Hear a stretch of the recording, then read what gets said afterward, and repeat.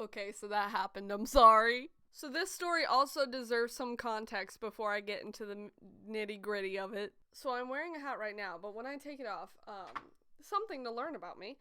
When I was younger, I had a surgery on the top of my head, and I kind of look like I have the Nile River on the freaking top of my head. Look at that. But I had a surgery, and I'm gonna go into it. It's like it happened around here. Yeah. Within the same surgery, this one's kind of harder to show, but I have kind of the same thing on the side of my head, and we're gonna go into that. I'm gonna be trying to find weirder poses as I make more of these story videos.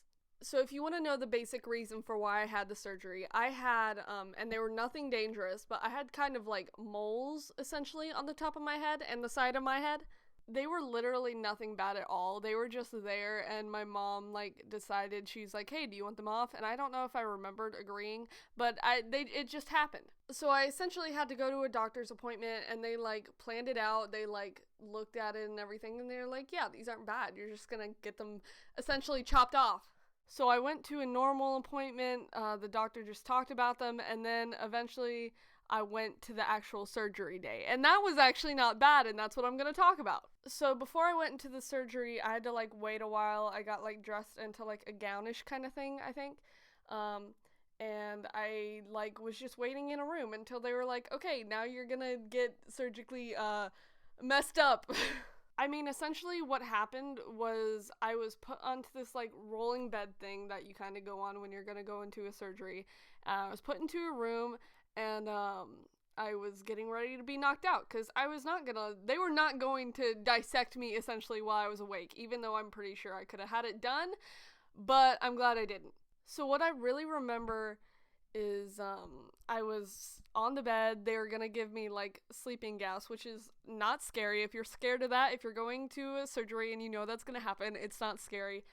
Literally, all that happens is they tell you, they're gonna put it on your mouth, or whatever, close to your mouth, so you can, like, breathe it in and fall asleep, essentially, and it goes by really quick. Like, I remember trying to stay awake when I was younger, because I was like, I'm gonna beat it, I'm gonna be rebellious, but I didn't. And when I woke up, I immediately was in this dark room. I remember seeing my mom in a chair to the side of the room, and I think my sister was there as well.